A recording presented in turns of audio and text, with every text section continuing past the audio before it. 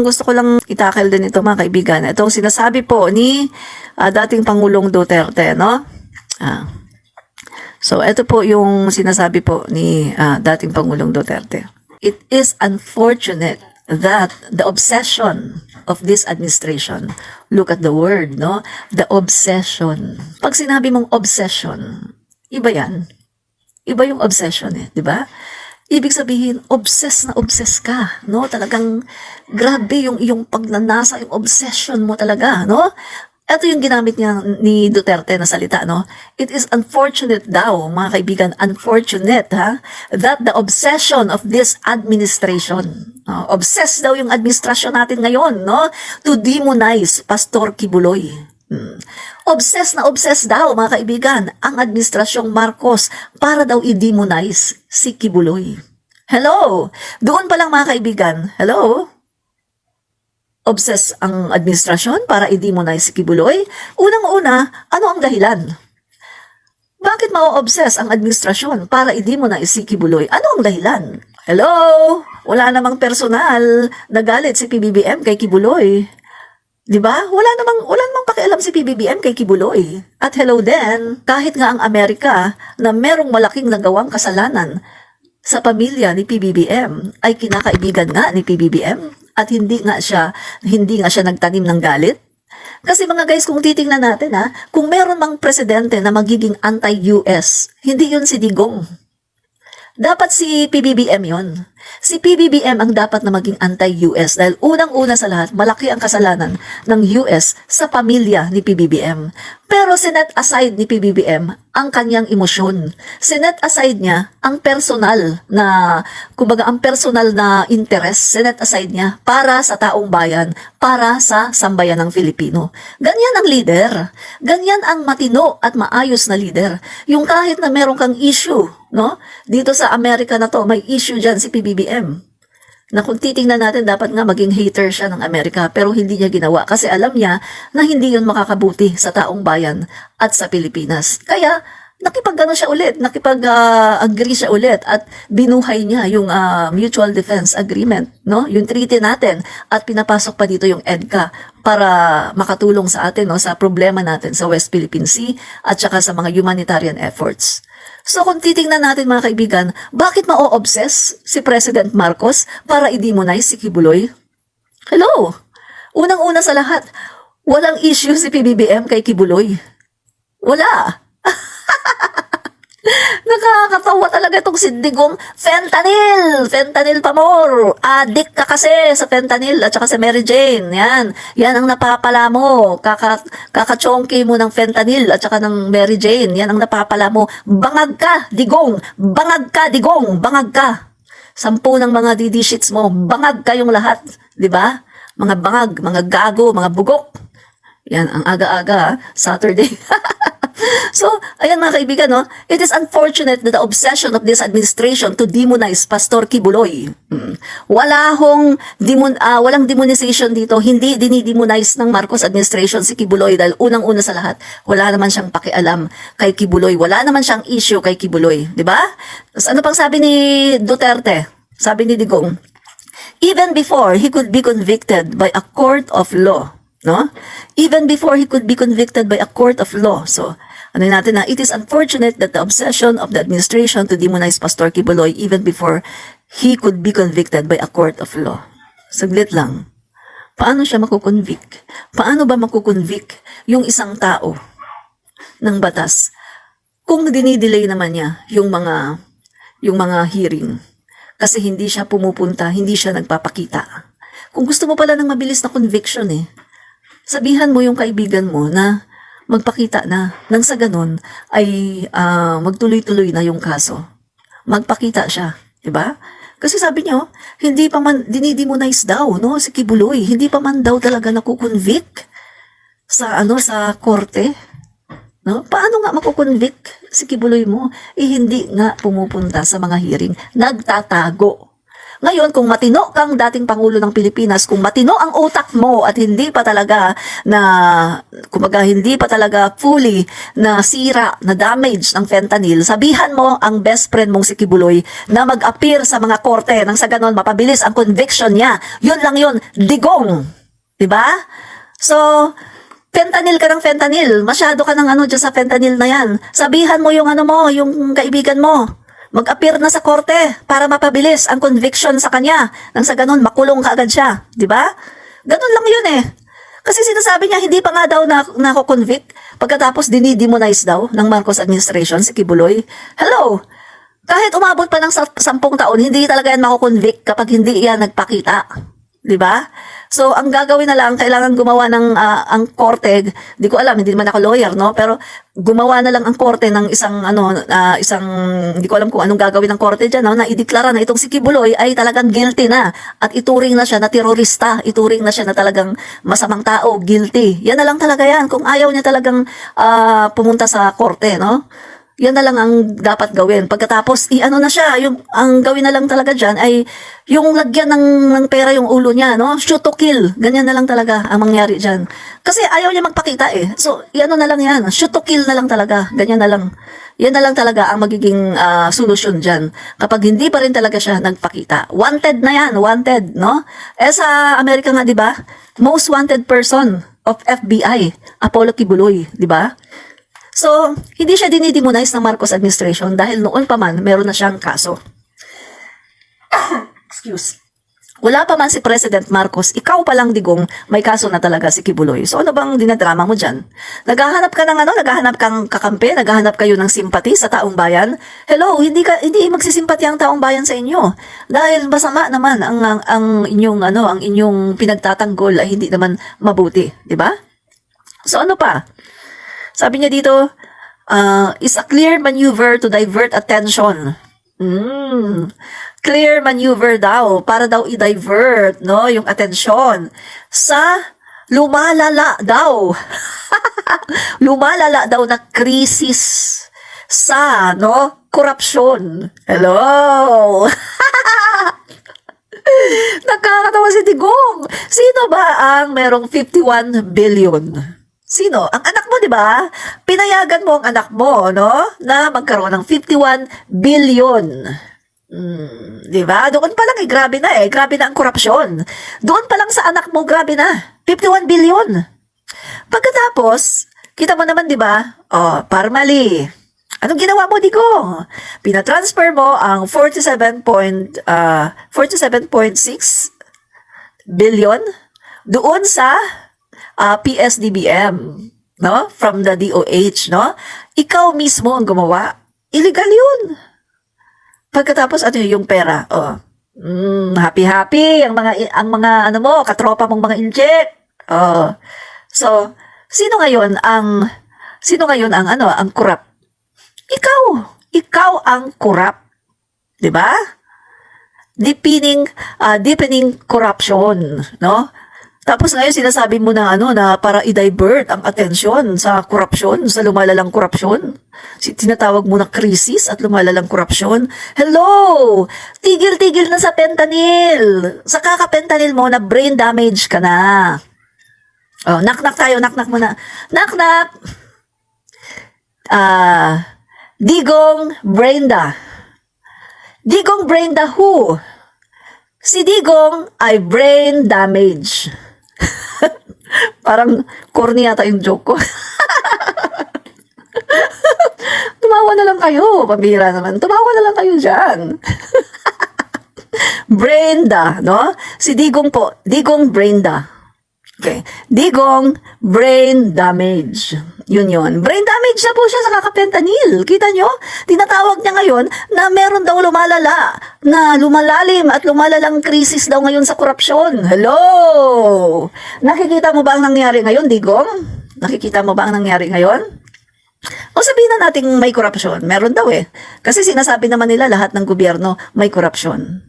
Pero, kung sakaling may korupsyon nga, kung sakaling may nakakalusot, at least, hindi siya kinukonsinti ng ating Pangulo, Bongbong Marcos.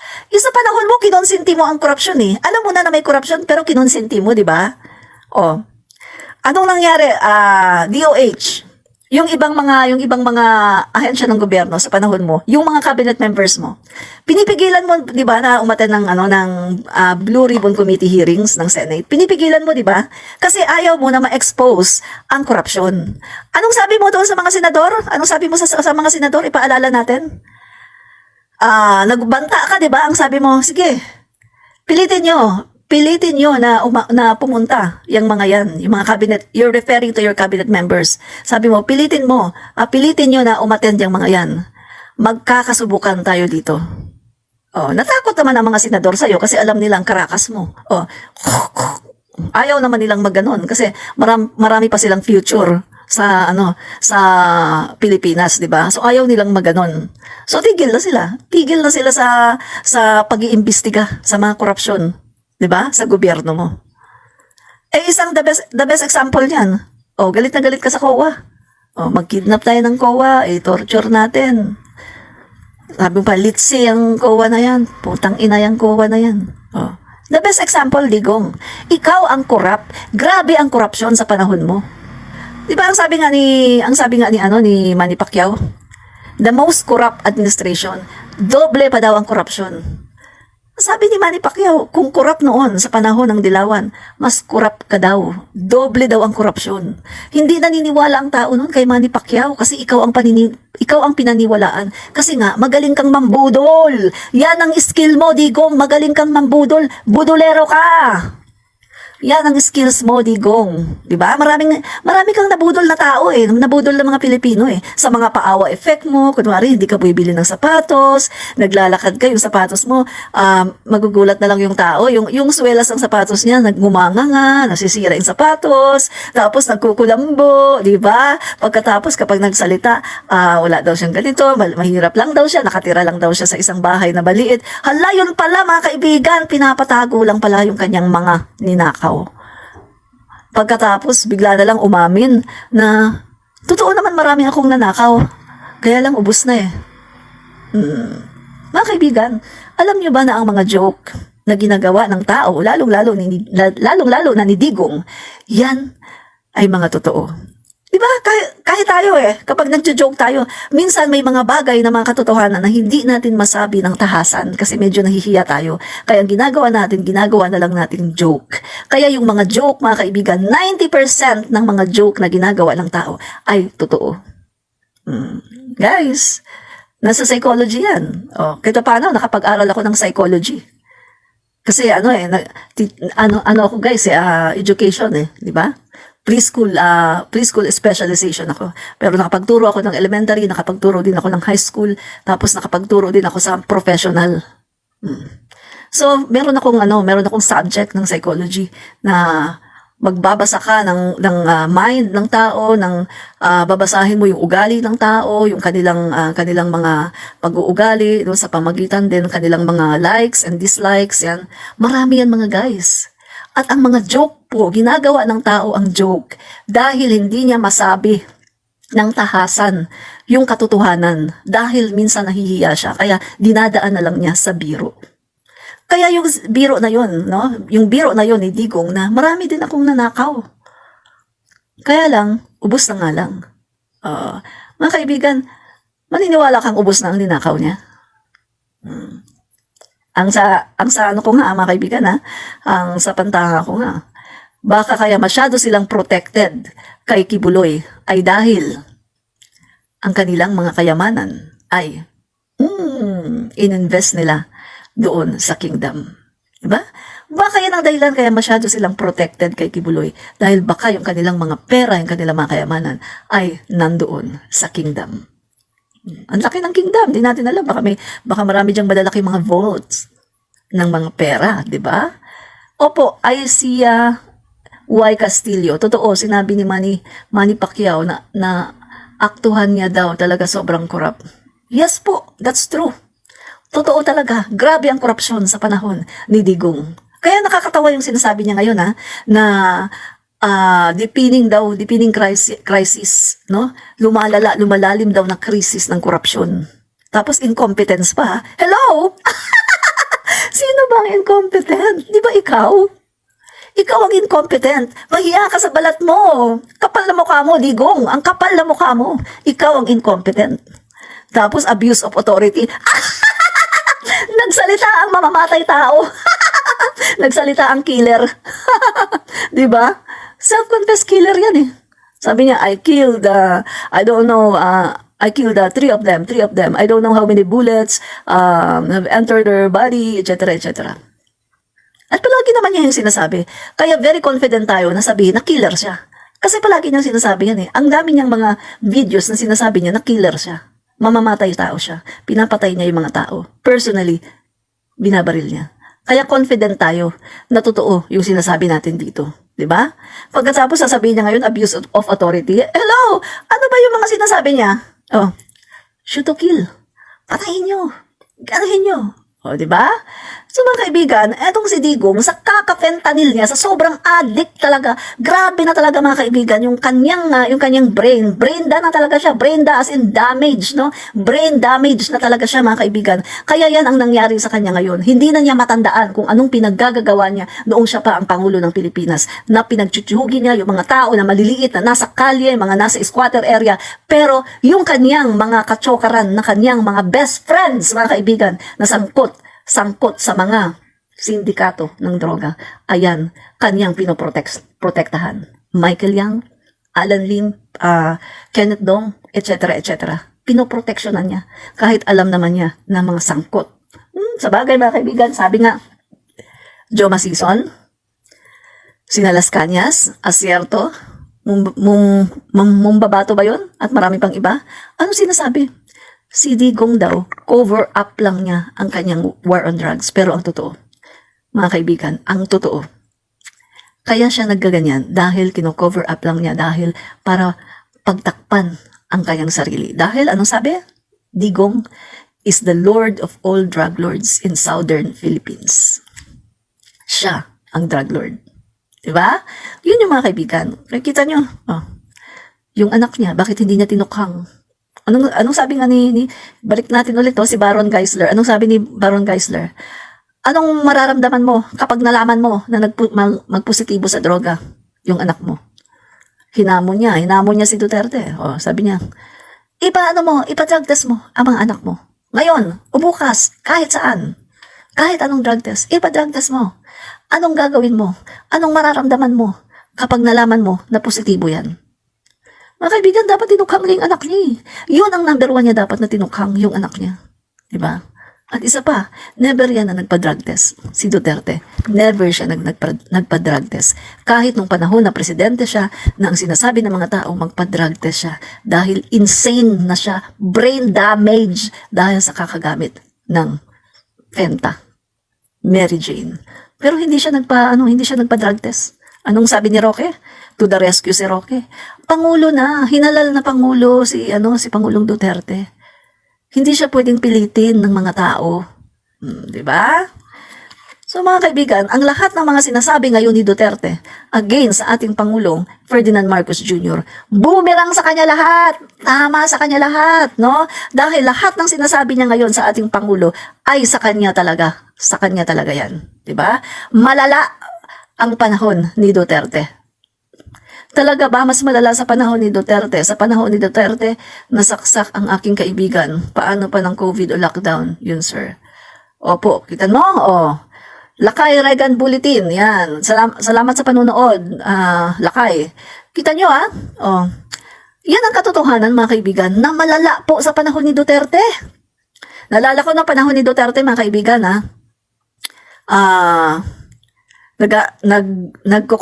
nagtuturo pa ako noon, mga kaibigan, no? Alala ko. Hindi na ako nagtuturo, nagko-call center naman ako. Mga kaibigan, bigla na lang merong balita. Huy, may babae doon, itinumba, no? Paggising sa umaga, mga kaibigan, nagulat ang mga tao. Babae nakabalandra, no? Itinumba. Malapit lang sa amin, Pagkatapos, mga kaibigan, doon naman sa kabilang kalye, nagkakagulo din kasi may lalaki, itinumba din. Magulo po sa panahon ni Duterte. Pagkatapos yung kapatid ko naman, gulat na gulat sila kasi merong dito sa amin, yung tulay, no? Papunta ka ng papunta ka ng Dasma, may madadaanan ka munang tulay, no? Gulat na gulat yung mga tao, mga kaibigan, kasi doon sa tulay, pag daan nila sa tulay, meron pong nakabitay, nakahang na tao. Nakahang po yung tao sa itaas po, tapos yung body po niya ay naghahang ganon. Gulat na gulat yung mga tao. Pulis po ang may gawa. Pulis. Inutusan din ni Duterte. Pagkatapos yung tsinelas butas-butas, mahalata mong mahirap. Yun po, mahihirap ang binibiktima ng EJK po ni Duterte, mahihirap. Alam mo, sa totoo lang, mas matutuwa sana ako kahit ganun ang pinagagawa niya, kung ang pinagtsutsugin niya, yung mga kasama niya, Michael Yang, Kenneth Dong, Alan Lim, mga malalaking sindikato, mas matutuwa sana tayo eh. At least, yung roots, yung pinakaugat ang kanyang ginanon. At least, wala nang droga, kasi wala nang magbebenta, wala nang source.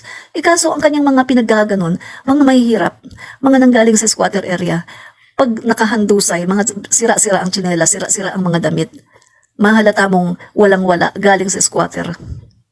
Ganyan po si Digong.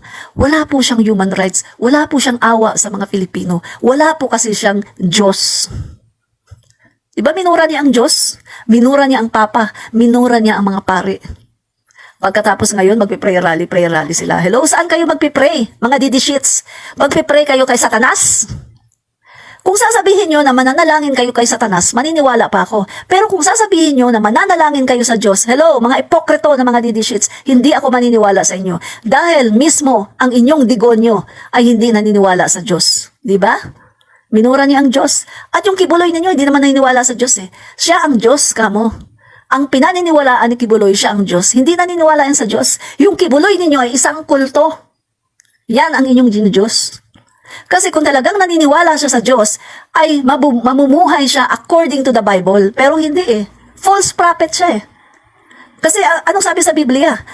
Ang sabi sa Biblia, si Jesus lang ang daan, ang katotohanan at ang buhay. Pero anong sabi ni Kibuloy? Siya daw ang daan, siya daw ang pintuan, siya daw ang katotohanan.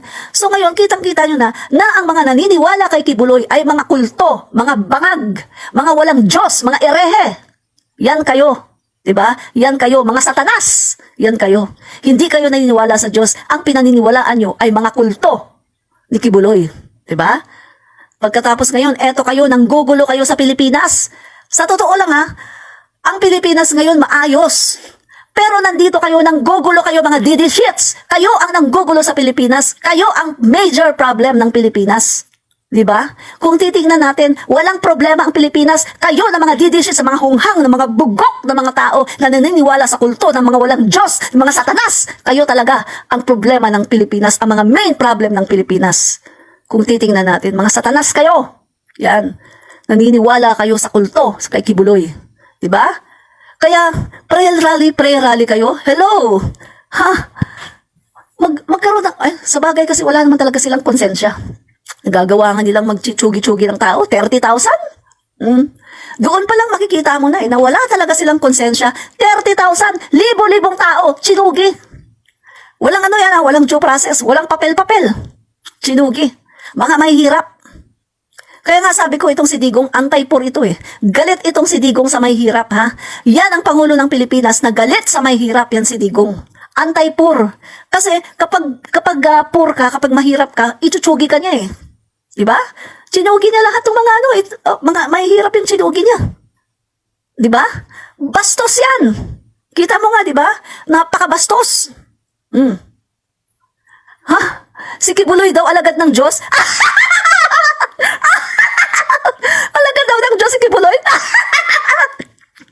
Mga kaibigan, pinapatawa ako nito si Tiborcio. Si Kibuloy ay alagad ng Diablo, ng demonyo. Yan ang sasabihin ko sa'yo. Si Kibuloy ay alagad ng demonyo, ng Diablo, ni Satanas, ni Lucifer. Yan ang totoo.